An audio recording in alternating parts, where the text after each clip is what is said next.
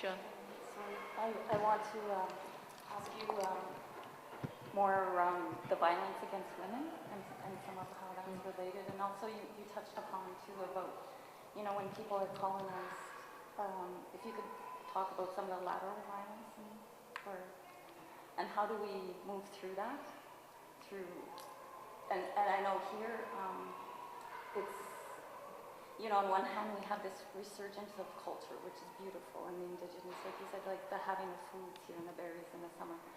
But if you look at that, it's trying to extend that in raising your children, you come up against systems, and like the residential school times, children are being taken from their homes, from loving parents, because of other systems of oppression, poverty, and racism, and different things like that.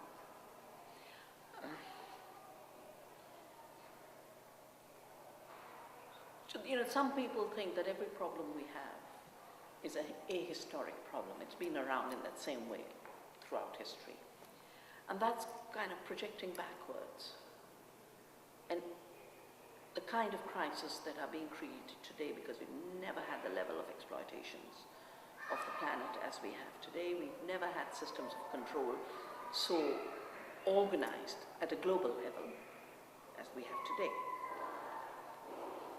In India, we have seen an increasing violence against women. That does not mean patriarchy was born now, but brutal violence against women is really a phenomenon of the last one and a half decades. And you could actually plot the graphs. The suicides among farmers shoot up. In the same period, the brutal violence against women shoots up. And I think there's a connection. And the connection is this, that when everything is commodified, including the seed, then farmers pay with their lives to pay the royalty for Monsanto's profits to grow. When everything is commodified, including women's bodies, and you have displaced large numbers of people and brutalized them, and meantime they're keeping themselves entertained watching films of violence against women, it all starts to become a lethal mixture. No society can survive by killing its women. It might exploit the women, it might exploit their work, but it needs them. We are seeing new phenomena of female feticide in the rich areas of India. The richer the area, the higher the feticide. So this has nothing to do about a backwardness. It has to do about a shift in values where the only value is the market. The market sets the value. How do we go out of these old forms of violence reaching new levels of brutalization?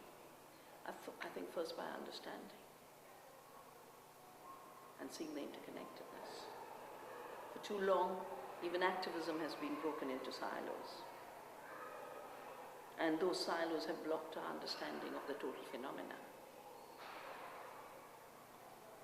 In terms of a continuation of an assault on indigenous cultures, the dominant system of control realizes very well that change will come from indigenous cultures. It will come from other ways of knowing, it will come from other ways of doing, it will come from other ways of growing food, it will come from other ways of relating to the earth. And we will witness for a while new violence against the sources of future potential. And that's why we've got to be more deeply committed, we've got to be more deeply organized, we've got to be even more courageous than we've ever been before. Wow, awesome. Thank you so much.